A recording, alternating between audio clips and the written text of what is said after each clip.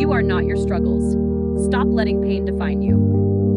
Let me start with something real. Life is hard sometimes. Nobody escapes it. We all carry wounds, disappointments, and quiet battles we don't always talk about. And when pain sits with you long enough, it starts whispering lies. It says things like, "This is who you are. This is all you'll ever be." But hear me. You are not your struggles. You are not your pain. You are not the sum of your mistakes. I know that's easy to say but hard to believe, especially if the struggle feels like it's been with you forever. Maybe you failed at something big, and now failure is the first thing you think about when you wake up. Maybe you were betrayed, and now you can't trust anyone. Maybe you've been carrying hurt from your family, and it feels like it stamped your whole life with a label you didn't ask for. But listen to me carefully. Those things are part of your story, but they are not the whole story. They are chapters, not the title of your book. Think about scars. We all have them, physical or emotional.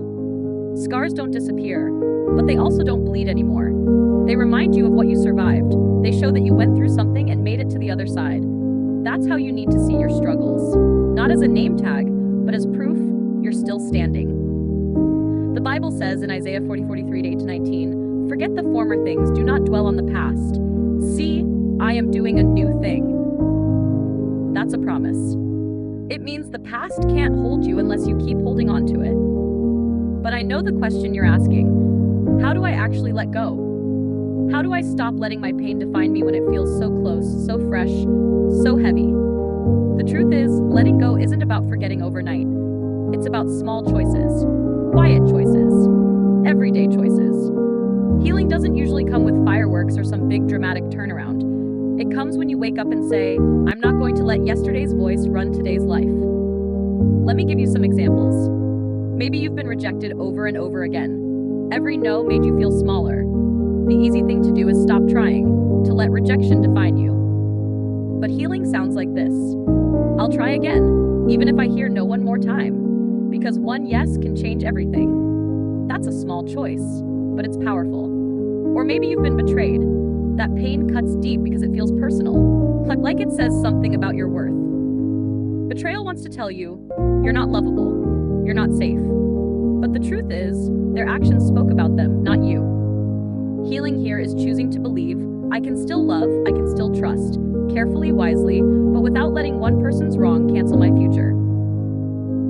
Or maybe your struggle is with family. You grew up in chaos, in a place where love felt like a rare thing. And now, as an adult, you carry that emptiness everywhere. But you need to know this. Your family history is not your destiny. You can build something different. You can be the first in your line to break the pattern. This is why Jeremiah 29 verse 11 matters so much.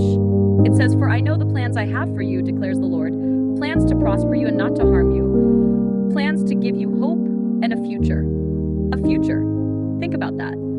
If God says He has a future for you, that means your pain cannot be the final word. It means your story is still being written. But here's the thing. You have to stop introducing yourself to life by your struggles. Stop saying, "I'm the one who failed. I'm the one who got left. I'm the one who grew up broken." That's not who you are. That's what you went through. When you shift your identity, your choices start to shift too. And little by little, the weight starts to lift. You begin to walk differently. You carry yourself differently. You even talk differently. Let me tell you something I've seen. The very thing that once felt like it would bury you often becomes the thing that builds you. What was meant to break you becomes the story that strengthens you and someone else. So let me ask you, what have you been carrying around as your label? What lies have your struggles been telling you? And more importantly, are you ready to put them down? Because here's the truth. Pain doesn't get to name you. God does. And He calls you loved. He calls you chosen. He calls you worthy of a future. Don't let yesterday's wounds write tomorrow's story. Don't hand your identity over to pain. Yes, you went through it, but you're still here. And being here means there's more ahead. So the next time that whisper shows up, the one that says, "This is who you are, this is all you'll ever be," I want you to answer back. Tell it, "No, that's what I went through, but that's not who I am. God has more for me. My story isn't finished." You are not your struggles. You never were. are so much more than that.